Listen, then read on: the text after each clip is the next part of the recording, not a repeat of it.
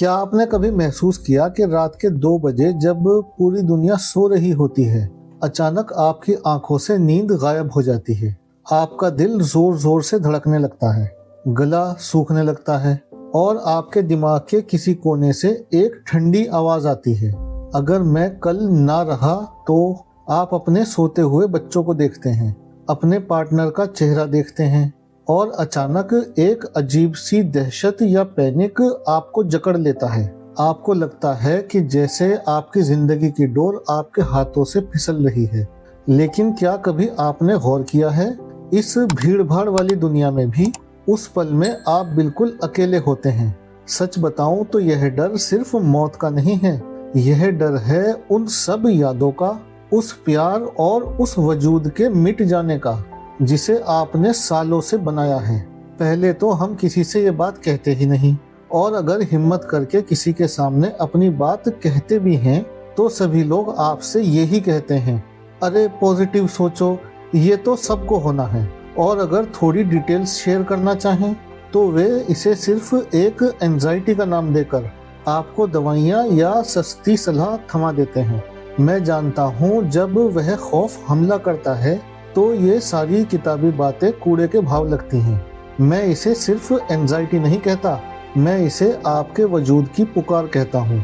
आज मैं आपसे वह बात करने वाला हूँ जो कोई डॉक्टर, साइकोलॉजिस्ट, मौलवी या पंडित आपसे नहीं करेगा। मैं आपके अस्तित्व की चिंता यानी एग्जिस्टेंशियल एंजाइटी की उस गहराई में उतरने वाला हूँ जहां आपका सबसे बड़ा डर और आपकी सबसे बड़ी ताकत दोनों छुपे हैं। इस वीडियो के खत्म होने तक मौत का डर आपके लिए एक कमजोरी नहीं बल्कि आपकी लाइफ की पावर बन जाएगा। अगर आप तैयार हैं अपनी जिंदगी को डर के पिंजरे से छुड़ाकर फिर से क्लेम करने के लिए, तो चलिए इस गहरे सफर की शुरुआत करते हैं।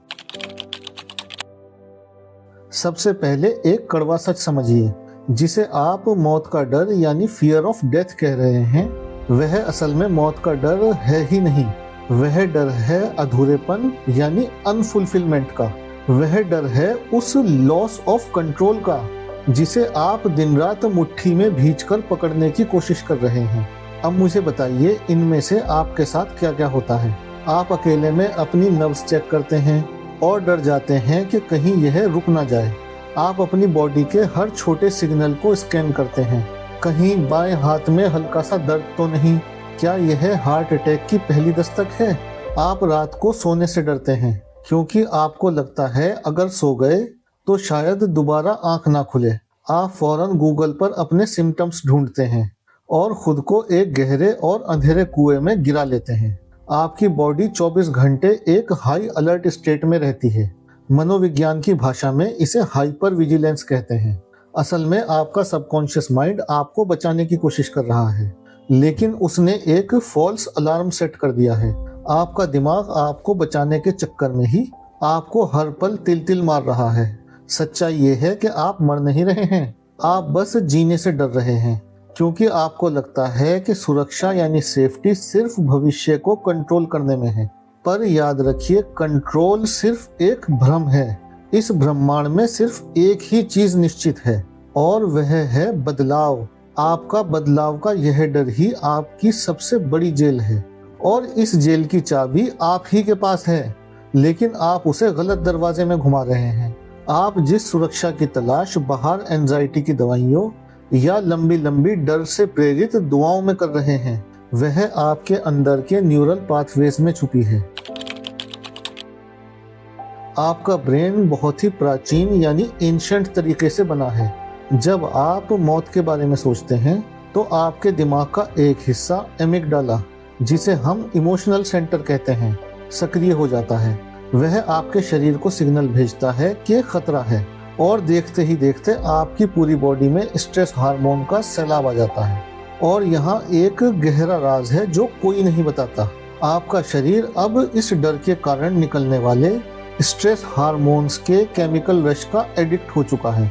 अब यह सिर्फ एक विचार नहीं है बल्कि एक केमिकल लूप बन चुका है।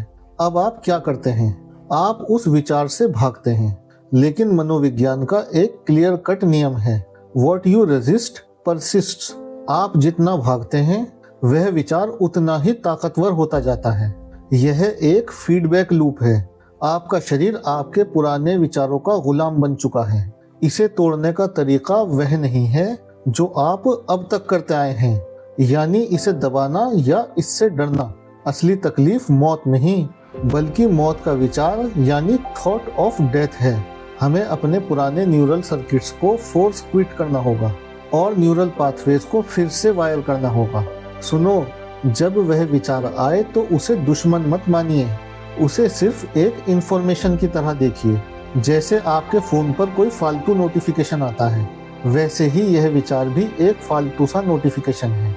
इसे सिर्फ ऑब्जर्व करना है, इसमें इन्वॉल्व नहीं होना है, क्योंकि जब आप शामिल होना बंद कर देते हैं तो आपका दिमाग उस डर के सर्किट को खुद ब खुद डिलीट करना शुरू कर देता है। चलिए अभी इसी वक्त एक ऐसी प्रक्रिया करते हैं जो आपकी मेंटल केमिस्ट्री को शांत करना शुरू कर देगी। यह किताबी सलाह नहीं, एक सीधा अनुभव है। मैं चाहता हूं आप अपनी आंखें बंद करें और उस डर को अपने शरीर में महसूस करें। वह कहाँ है? पेट में, सीने में या गले में? अब भागने के बजाय उस एहसास को इनहेल करें और उसे अपने अंदर फैलने की जगह दें। स्टोइसिज्म का एक प्राचीन सिद्धांत है जिसे हम स्वीकार कर लेते हैं, वह अब हमें गुलाम नहीं बना सकता। जब आप डर को पूरी तरह स्वीकार यानी एक्सेप्ट कर लेते हैं तो उसका आप पर से पावर खत्म होने लगता है। अपनी सांस की उस लय को बस बिना बदले महसूस करें जो अभी इसी पल आपके भीतर चल रही है। यह सांस प्रेजेंट मोमेंट में है। याद रखिए, डर हमेशा फ्यूचर की कल्पनाओं में जिंदा रहता है, जबकि शांति हमेशा नाउ यानी अभी में होती है। जब आप अपनी सभी सेंसेस को इस पल में ले आते हैं तो डर का वजूद मिटने लगता है, क्योंकि डर को जिंदा रहने के लिए कल की जरूरत होती है और आप आज की चट्टान पर मजबूती से खड़े हैं। जो इंसान आज को पूरी तरह उसमें डूब कर जी लेता है, उसे सबकॉन्शियसली कल के खत्म होने का कोई मलाल नहीं होता।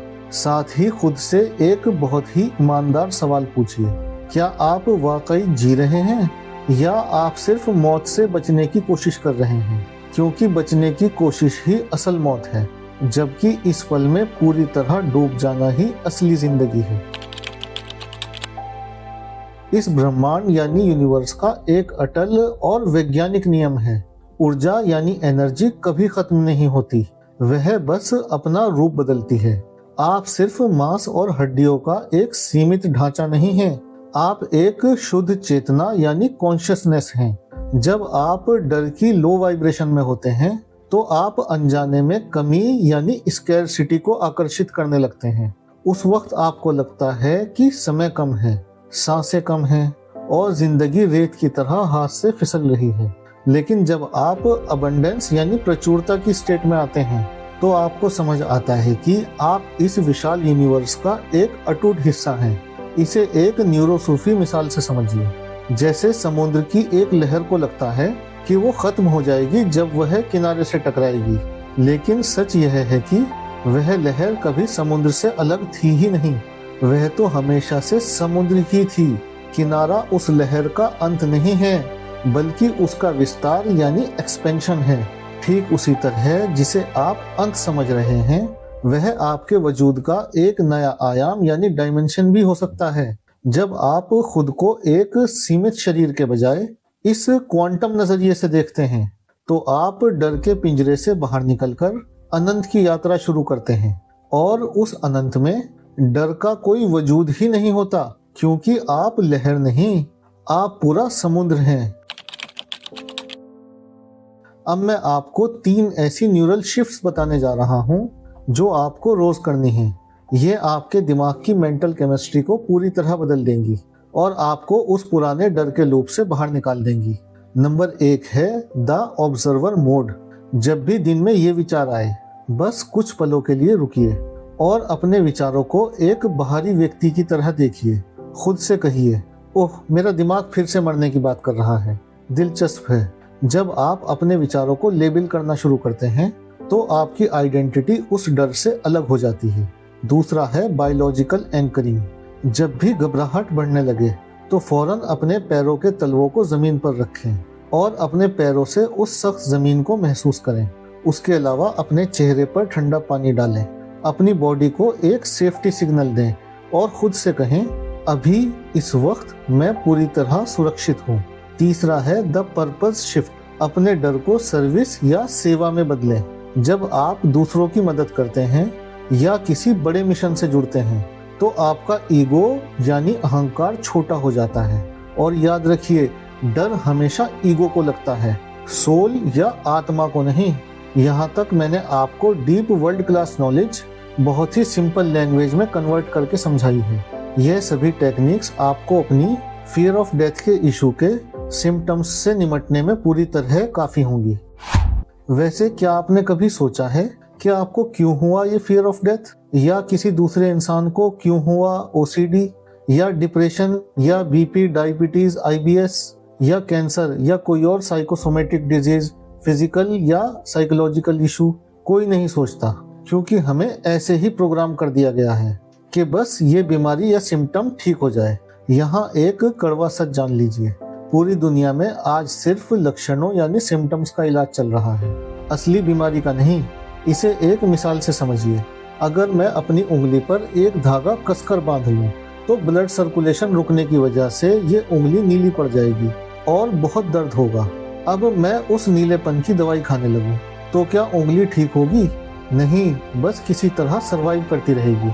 असली इलाज उस नीलेपन को ट्रीट करने में नहीं, बल्कि उस धागे को खोलने में है। आपका यह डर, एंजाइटी, पैनिक अटैक्स या कोई और साइकोसोमेटिक डिजीज, यह सब सिर्फ उस नीली उंगली की तरह लक्षण हैं। असली समस्या वह धागा है, यानी वह तस्वीरें और वह आवाजें जो आपके डीप सबकॉन्शियस में दबी हुई हैं, जो आपको 24 घंटे फाइट और फ्लाइट मोड पर रखे हुए हैं, और आप इसी कारण से नए नए लक्षणों या बीमारियों में फंसते रहते हैं।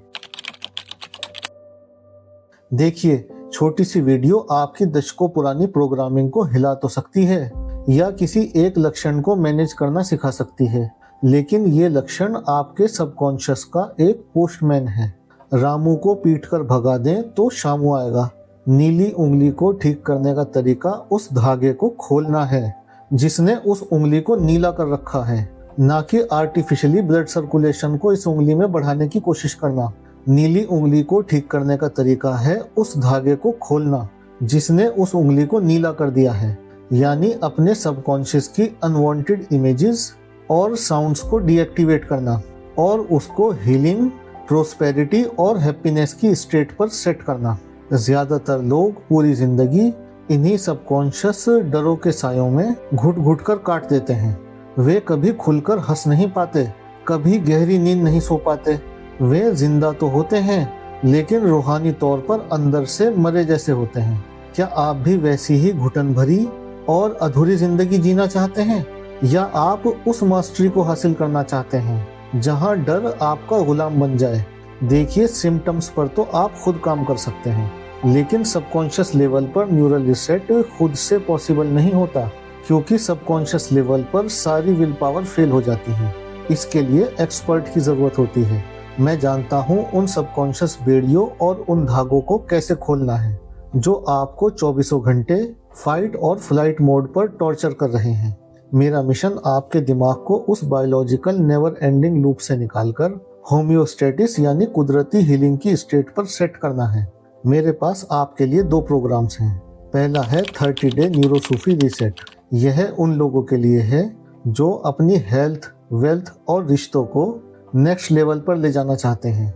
यहाँ 12 लाइव सेशंस में मैं आपके सबकॉन्शियस से उन खूंखार यादों को डीएक्टिवेट कर दूंगा जो आपके दिमाग के भीतर शेर की तरह दहाड़ रही हैं। साथ ही मैं ये भी सिखाऊंगा कि फ्यूचर में अगर कोई चैलेंज फिर से आए तो उसे कैसे डील करना है।